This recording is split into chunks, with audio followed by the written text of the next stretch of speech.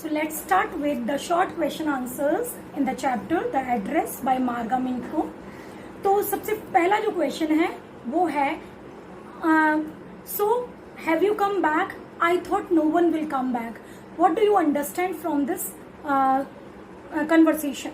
तो ये जो कन्वर्सेशन होता है it takes place between Mrs Dorling and the narrator, और ये जो स्टेटमेंट है it has been given by Mrs Dorling and it gives an idea that at the time when she was carrying all the costly and expensive things from the mother of the narrator, she it was in her mind that maybe this family is going to be and finished in the war, and she one day will have the authority to use all those belongings. तो ये बताती है कि कहीं ना कहीं evil intentions उसके अंदर थे. She had no idea of returning all those items or all those belongings.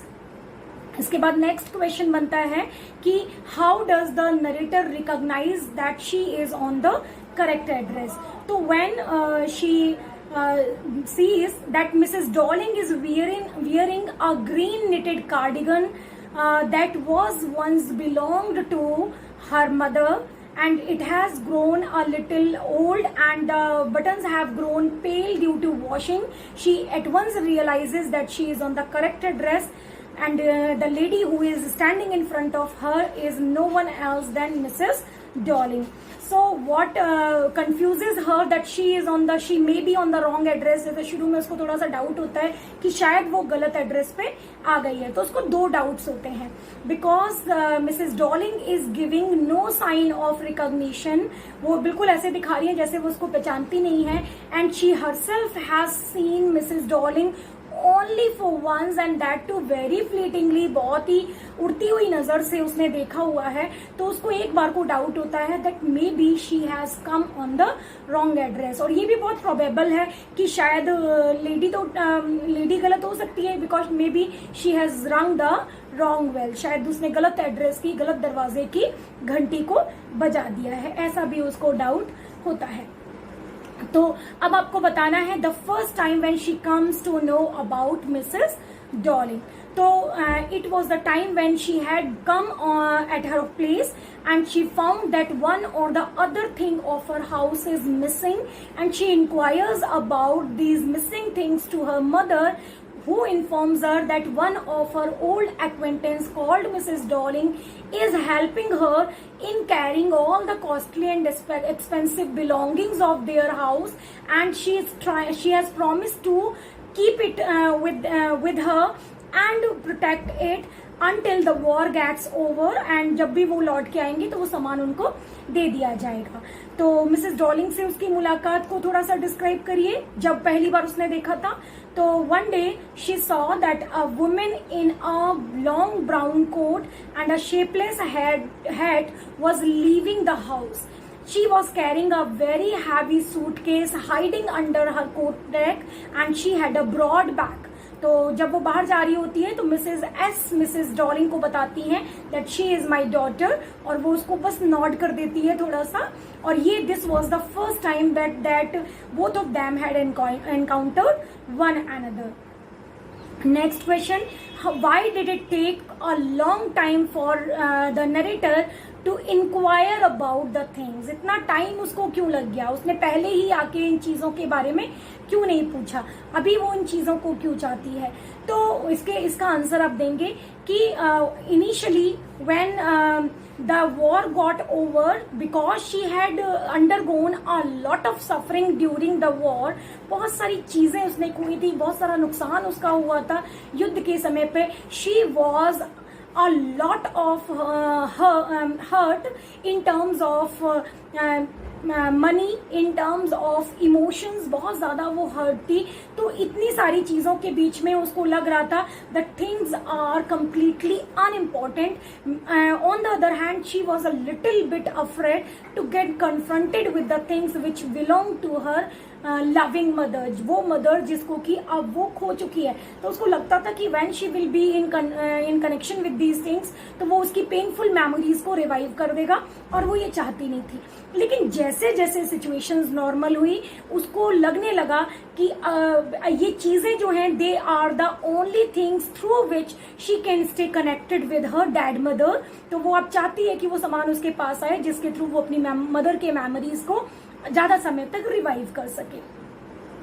तो नेक्स्ट जो क्वेश्चन है वो ये है कि वो लड़की नरेटर कहती है that I was in a room I knew and I did not know, मैं एक ऐसे कमरे में थी जिसको मैं जानती भी थी और जिसको मैं नहीं भी जानती थी। तो आंसर गोज लाइक दिस कि when the girl sat in the room she found that she was in middle of the things which belong to her mother. इन्हीं सब सामान के लिए तो वो यहाँ आई है, वो सारा सामान उसके चारों ओर बिखरा हुआ है। But once she had seen all those things arranged in a beautiful and systematic manner, properly taken care of, तो ये सारी चीज जो उसकी मदर के टाइम पर वो अच्छे तरीके से उनकी देखभाल होती थी, अच्छे तरीके से वो सजे रहते थे। But today she is watching all those things were scattered all over without any care in a very distasteful manner.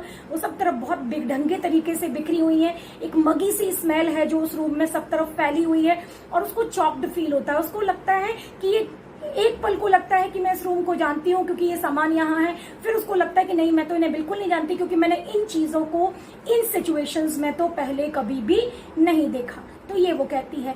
अच्छा, फिर वो कैसे, how does she recognise that the table, that the cloth on the table that actually belong to her mother and not to Mrs Dorling. तो कैसे उसको realise होता है? She rubs her hand on the pattern of the table cloth, उसके pattern पे वो उंगलियां फेरती है। And she gets a little emotional, she felt a little warmth under the fingers, उसको बहुत इमोशनल फील होता है। And then she searches for a burn hole mark जो कि उस टेबल क्लॉथ में बन गया था at the time of a mother, और अभी वो उस पर उंगलियां फेर के उसको सर्च करती है और देखती है कि वो उसको मिल भी जाता है। तो वो ये कंफर्म हो जाता है कि ये जो टेबल क्लॉथ है ये वास्तव में उसकी मदर का ही है।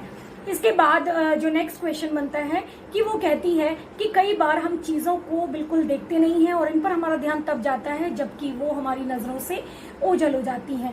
तो वो she is a little bit emotional about all those things. She has weighted a lot of time, she has travelled a long way in order to get all those things, and today when all the things are in front of her, she gets a little emotional और कहती है कि इन चीजों की शायद उसने कभी कदर नहीं की, the things जो कि उसकी लाइफ का पार्ट था प्री वॉर टाइम में। तो ये तब तो उसने ध्यान ही नहीं दिया। तो वो कहती है कि when we become so used to all the things around us in our daily life, we hardly watch them। हम बहुत ही मुश्किल से उन पर कभी नजर डालते हैं, हमारे लिए वो बिल्कुल भी कोई महत्व नहीं रखती हैं, लेकिन हम एक दिन उनको विटनेस करते हैं। कब? जब वो मिसिंग होने लगती हैं, जब वो किसी कारण से हमारी नजरों से हटा ली जाती हैं, हमारे सामने से हट जाती हैं, दूर हो जाती हैं, और तब हमारी नजर उनके ऊपर पड़ती है और हम उन चीजों को मिस करने लगते हैं।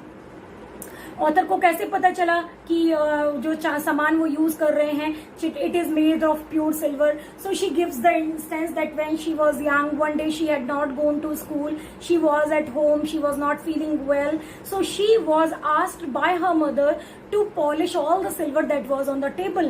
And when she asked what silver she meant, the mother informed that all the forks, the spoons, the knives that they used in their everyday life on the table, it was made of pure silver. And that was the time when for the first time they came to know, she came to know that all the cutlery was made of pure silver. तो ये तो थे आपके short questions. इसके बाद हैं आपके long questions, जिसमें फर्स्ट क्वेश्चन है कि ये जो स्टोरी है ये दो पार्ट्स में डिवाइड है, प्री वॉर टाइप में और पोस्ट वॉर टाइम में। So what are the things the girl must have gone through in the pre war time and the post war time? तो ये आपको बताना है लॉन्ग में।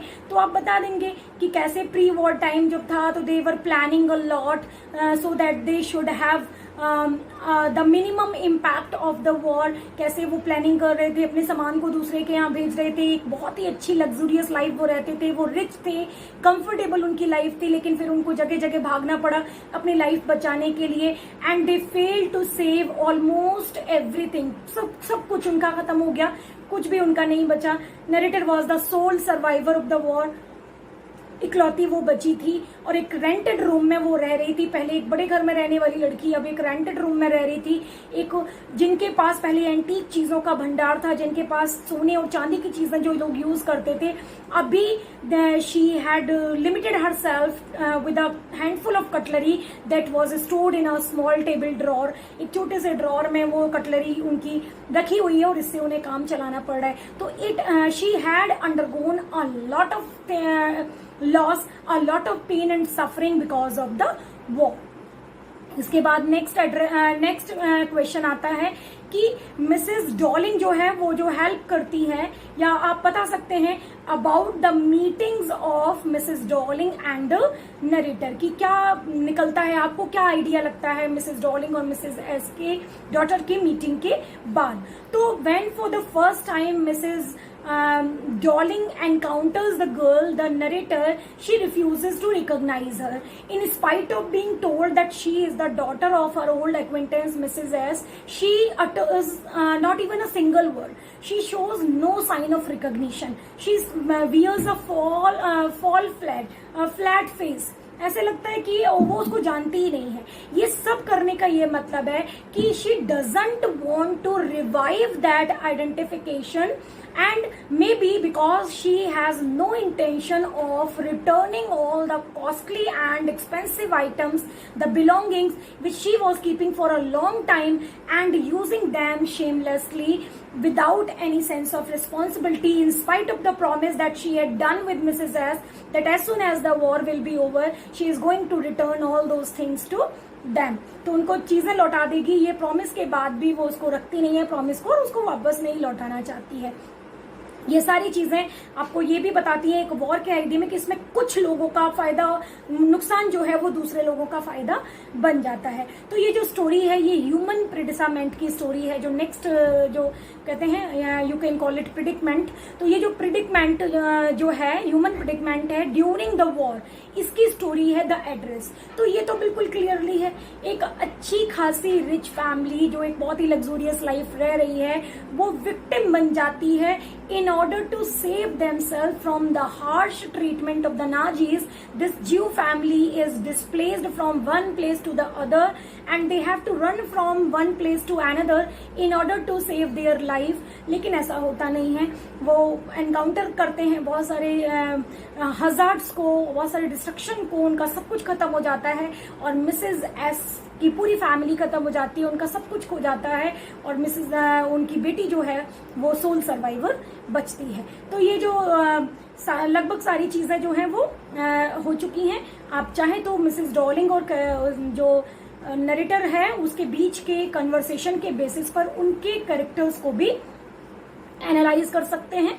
तो अच्छा, मिसेज एस के कैरेक्टर के बारे में अगर आ जाता है 2 मार्क्स में, तो आप लिख सकते हैं कि Mrs S is a kind hearted lady, she is a generous lady and she is such pure hearted that she does not doubt the evil intentions of Mrs Dorling. कि क्यों एक पुराना कनेक्शन जो है, वो पुरानी एक्विंटेंस जो है, वो इतने खतरनाक समय पर आके हमसे वापस दोस्ती कर रही है, क्यों वो अपनी तरफ से इतना रिस्क ले रही है और हम उनके सामान को वहां से ले जाने के लिए ऑफर कर रही है, क्यों वो इतना पेन ले रही है, ये सारी चीजों पर बिल्कुल भी उनको डाउट नहीं होता है। On the other hand she says that she could not dare to ask for her help, उसने खुद ही हेल्प ऑफर करी है and she is such a nice lady. ये सारी चीजें बताती हैं that Mrs S is a pure hearted lady. तो इसके बाद जो लास्ट क्वेश्चन है जो बहुत इंपॉर्टेंट है, जो 2 मार्क्स में भी आ सकता है और आपका 5 मार्क्स में भी आ सकता है, वो है कि why does the narrator resolve to forget that address. So the address was 46 Marconi Street and she had remembered that address for a long period of time. बहुत सालों तक उसने, बहुत टाइम तक उसने उस एड्रेस को याद रखा था. वो address which was once given to her by her mother because all the costly and expensive items that were once associated with her mother, they were kept stored at this address, the address that belonged to Mrs.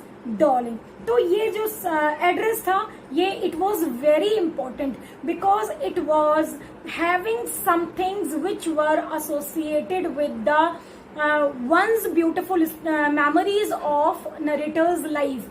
अब तो उसकी life में सब कुछ खराब हो चुका है, लेकिन जो चीजें मिसेस डॉलिंग के यहाँ रखी हुई हैं, उस एड्रेस पर जो चीजें रखी हुई हैं, वो उसे एक खूबसूरत पास्ट की याद दिला सकती हैं. वो पास्ट जो at the same time it can be painful but at the same time it can be relieving also, कि एक टाइम पर हमारे साथ सब कुछ अच्छा था, ऐसा भी वो फील कर सकती हैं.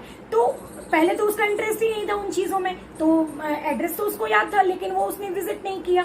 लेकिन धीरे धीरे धीरे करके she began to miss all those things because now she has lost her mother and she wants to be in touch of all those belongings जो उसकी मदर से कभी ना कभी एसोसिएटेड थी. और उसको लगता था that this is the only way in which she can be in touch of her loving memories related to her mother.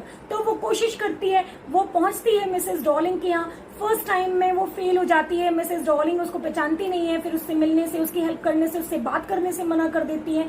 और दूसरी बार जब वो वहां जाती है तो कुछ ऐसा होता है which is completely unexpected. She is in middle of all the things for which she has come here, but all the things were scattered all over in such a distasteful manner that once at a time she just loses her interest in all those things. उसको लगता है ये सारी चीजों में अब वो बात ही नहीं है जिसके लिए वो यहाँ पे आई है. इतनी बेतरतीब एक गंदी सी सीलन की बदबू के साथ एक छोटे से कमरे में वो चीजें ऐसे बिखरी हुई पड़ी हुई हैं कि उसको लगता है कि जिन यादों के लिए मैं इन चीजों को लेने आई हूँ, अब तो वो यादें इनके साथ है ही नहीं, क्योंकि अब तो ये चीजें इस तरीके से बिखरी हुई हैं.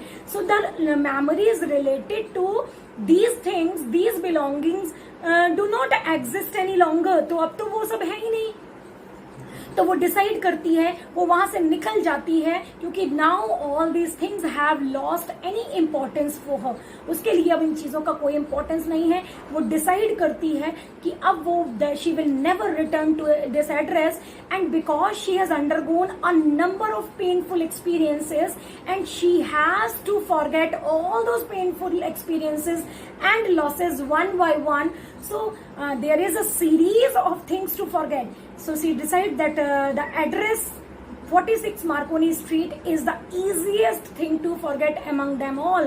उन सारी चीजों में से अगर सबसे आसान किसी चीज को भूलना है तो वो ये एड्रेस है. तो वो रिजॉल्व करती है कि वो भूल जाएगी और फिर इन चीजों के बारे में कभी भी नहीं सोचेगी. वैसे भी अब वो एक छोटे से कमरे में रहती है जो जिससे कभी भी उसको भगाया जा सकता है. अभी भी they are constantly in danger of being displaced and the danger of being confronted with other disasters or other hazards. तो इन सारी चीजों का उसको डर है. तो वो कहती है कि इन चीजों का मेरे लिए क्या इंपॉर्टेंस है, और वो डिसाइड करती है कि उस एड्रेस को भूल जाएगी. So with this the chapter ends. Thank you.